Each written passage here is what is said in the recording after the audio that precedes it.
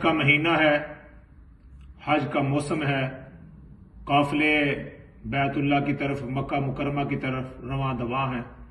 اللہ رب العزت نے خانہ کعبہ کے اندر بے شمار برکات رکھی ہیں۔ رسالت مآب صلی اللہ علیہ وسلم نے ارشاد فرمایا کہ 120 رحمتیں ہر روز خانہ کعبہ کے اوپر نازل ہوتی ہیں۔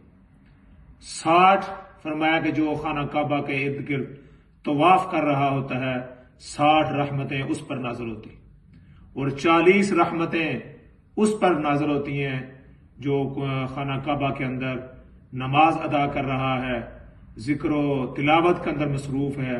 فرمایا 40 رحمتیں اللہ رب العزت کی اس پر نازل ہوتی ہیں، اور فرمایا 20 رحمتیں صرف اس پر جو ایسے ٹک ٹکی لگا کر صرف خانہ کعبہ کو دیکھ رہا ہوتا ہے۔ فرمایا 20 رحمتیں اللہ رب العزت کی اس شخص پر نازل ہوتی ہیں۔ مجھے حضرت عبداللہ بن مسعود رضی اللہ تعالیٰ عنہ کا ایک قول یاد آیا۔ وہ فرماتے ہیں 3 چیزوں کو دیکھنا عبادت ہے۔ فرمایا النظر الی الکعبۃ عبادۃ۔ ابن مسعود فرماتے ہیں خانہ کعبہ ایک ایسا اللہ کا گھر ہے، ایسی جگہ ہے، فرمایا جس کو دیکھنا بھی عبادت ہے۔ اس کو کوئی آدمی صرف دیکھتا رہے تو وہ عبادت کے اندر شمار ہوتا ہے۔ اور فرمایا کہ دوسری چیز فرمایا وَالنَّظْرُ فِي الْمُصْحَفِ عِبَادَةٌ۔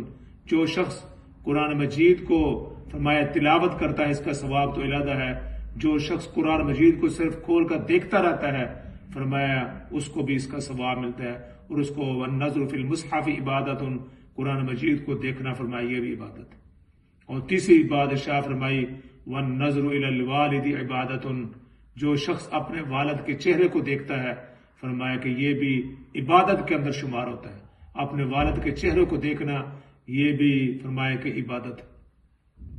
اللہ رب العزت ہمیں بھی خانہ کعبہ کی زیارت نصیب فرمائے۔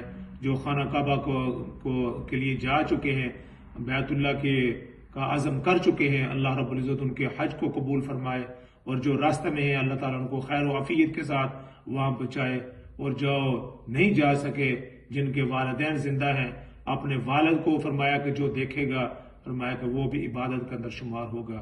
اللہ رب العزت مجھے بھی اور آپ کو بھی اس کی توفیق عطا فرمائے۔